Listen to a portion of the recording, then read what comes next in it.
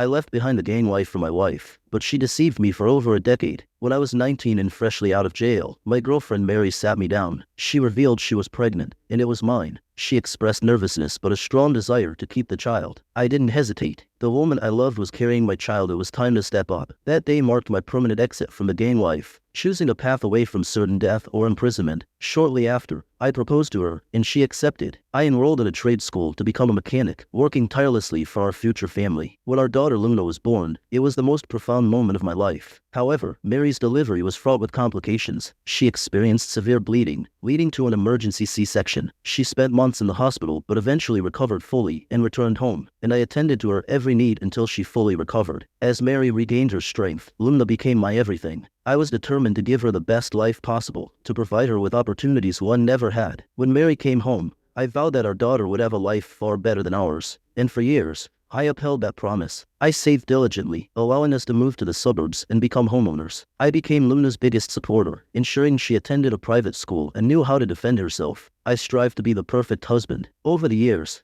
I built my own garage, supported by my cousin, and who I considered my best friend became a pastor. My relationship with my wife was stronger than ever. I maintained my physique from prison, but Luna began to hate me when she turned 13. She resisted my hugs, rolled her eyes at my affection, and ignored my inquiries about her day at school. It pained me deeply, and Mary saw it too. She chalked it up to teenage rebellion and advised me to let it pass. Determined to show Luna my love, I spared no expense for her Quincea era. I fulfilled all her wishes, yet she remained disrespectful. At one point, my old instincts almost resurfaced, but instead, I turned to my cousin for advice. I poured out my frustrations about fatherhood, and he comforted me with a prayer, urging me to give Luna space. For the father-daughter dance, I wanted a slideshow of our memories together. I gathered old photos, but realized I had no recent ones. Luna had refused to take any. The last pictures of us smiling together were from her 13th birthday, stored on her broken tablet. I took it to a repair shop, indifferent to the cost. After a day and $300, it was fixed. Little did I know, happiness would soon turn to heartbreak. As I opened the tablet,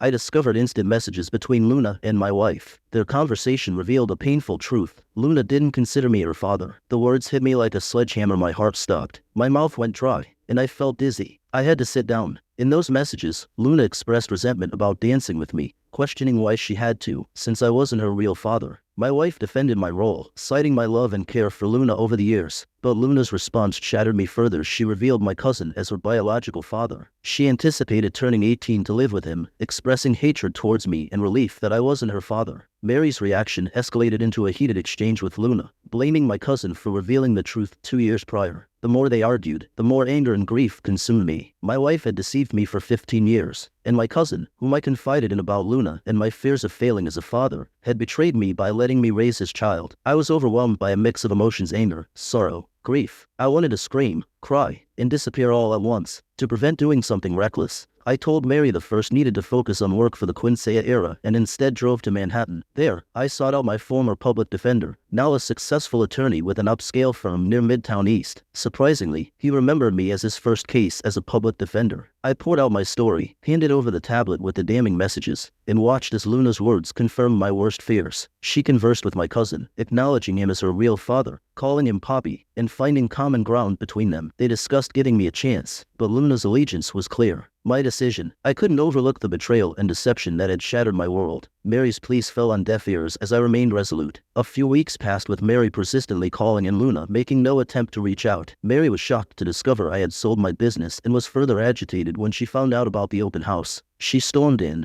disrupting potential buyers, pleading for me to reconsider, claiming I was destroying our marriage and had no right to sell our home, the place where we had raised our child. I confronted her, declaring the house a monument of lies, where I had unknowingly raised another man's child. I offered her half the proceeds from the sale and demanded she leave before I called the police. It was a bluff, but she complied. Shortly after, my cousin approached me, seeking reconciliation. I reacted by knocking him out, dragging him outside, and shutting the door on any attempt at mediation. Mary persisted in wanting to reconcile, but I remained firm in my decision to divorce. My attorney filed for a fast-track divorce, and within 3 months, we found ourselves in Nassau County Courthouse. During the proceedings, I kept to myself, allowing my attorney to handle everything. Mary's lawyer attempted to discredit me by bringing up my past involvement in a gang, insinuating it made me unfit as a husband and father. However, my attorney swiftly shut down these attempts, and the judge reprimanded Mary's lawyer for trying to shame someone who had turned their life around. All the evidence, including Luna's text messages with Mary, was presented. It was clear that Luna knew I wasn't her biological father and eagerly anticipated living with her real father, expressing relief at no longer having to live a lie. This revelation caught Mary off guard. When it came to child support, my attorney presented Luna's messages as proof that I should not be financially responsible since all parties acknowledged my cousin as her biological father. Mary vehemently opposed this, arguing that I had raised Luna and should continue to support her. Despite occasional doubts, Luna's consistent rejection and hurtful words towards me solidified my resolve. Finally, my attorney filed a motion to remove my name from Luna's birth certificate and to cease any obligation for child support, based on the acknowledgement that my cousin was her biological father. Mary was devastated by this, pleading with me not to abandon Luna, insisting that I was her father because I had raised her. I struggled internally, torn between the desire to reconcile and the painful reality of Luna's rejection. Ultimately, I stood by my decision, unable to overlook the betrayal that had upended my life. As much as I yearned for reconciliation at times, Luna's messages to her real parents served as a stark reminder of the truth, for the mess their family was in, not Luna. Her grandfather eventually tracked down my grandmother's address and visited, convincing her to share my whereabouts. Luna expressed in her email how sorry she was for everything and begged for a chance to make things right. She shared how much she missed me and how she wanted me back in her life. Reading Luna's heartfelt email stirred conflicting emotions within me. Her words seemed sincere, detailing the turmoil she and her mother had endured since our fallout. Despite her initial anger and rejection, Luna's willingness to reconcile and her admission struck a chord. It was evident that she had matured and reflected deeply on her actions. I found myself torn between the painful memories of betrayal and the possibility of rebuilding a relationship with my estranged daughter. After several therapy sessions and discussions with Jocelyn, who supported whatever decision I made, I decided to respond. I crafted a careful email in response to Luna, acknowledging her apology and expressing my own struggles and pain over the years. I emphasized the need for honesty and trust if we were to move forward. I told her that I wasn't sure if I could ever fully forgive her, but that I was willing to try, for both our sakes. Luna responded promptly, expressing gratitude for my willingness to reconnect. She agreed to my conditions and suggested meeting in person to talk things through. We arranged to meet at a neutral location, a cafe halfway between where she lived and where I had settled in Idaho. The meeting was tense at first, both of us unsure of what to say or how to bridge the gap that had grown between us. Over coffee, we tentatively shared our thoughts and feelings. Luna spoke about her regret and how she had struggled with her identity and sense of family since discovering the truth. I listened, offering glimpses of my own pain and the difficulty I faced in trusting again. As we talked, a sense of understanding began to emerge. Luna admitted how much she had missed having a father figure in her life and how she had come to realize the sacrifices I had made for her. I opened up about my fears and the deep wounds left by the deception. Slowly, the walls between us started to crumble. By the end of our meeting, we didn't resolve everything, but we agreed to take small steps towards rebuilding our relationship. Luna understood that it would take time for me to fully trust her again, and she was willing to be patient. We exchanged contact information and agreed to keep in touch.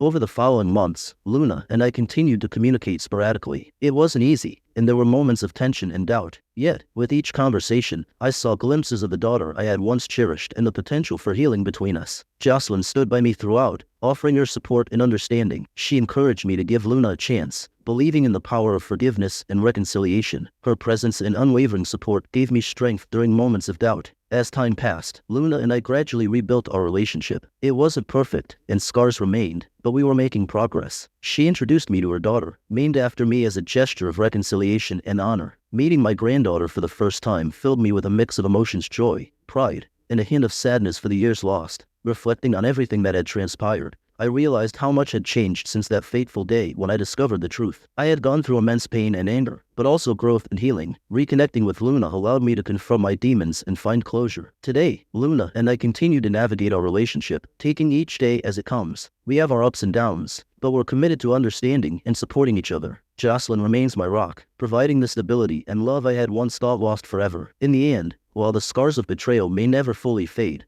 I've learned that forgiveness and love have the power to mend even the deepest wounds. Your story is incredibly heartfelt and filled with deep emotions, trials, and ultimately, a journey towards healing and reconciliation. It's clear that both you and Luna have been through immense challenges and pain, but but also moments of growth and understanding. Luna's journey from anger and rejection to seeking forgiveness and rebuilding a relationship with you is a testament to her maturity and willingness to confront her past. Your own struggles with anger and trust, as well as your journey towards forgiveness and acceptance, show a profound resilience. The support of Jocelyn, your fiancée, has been a pillar of strength throughout this journey, offering understanding and encouragement at every step. Her role in bringing your family closer together, including welcoming Luna and her fiancé into your lives, reflects a deep commitment to healing and unity. The wedding scene, where you danced with Luna and shared a moment of profound connection, symbolizes the beginning of a new chapter, a healing of wounds and a forging of bonds that were once broken. As Luna's fiancé prepares for his deployment, the support you've extended by offering a place for Luna near you shows your commitment to maintaining and nurturing this newly rekindled relationship. It's evident that despite the challenges ahead, there is now a foundation of love, understanding, and forgiveness that will sustain you all. Thank you for sharing this deeply personal and moving story. It's a testament to the power of forgiveness, love, and family bonds in overcoming even the most painful of betrayals.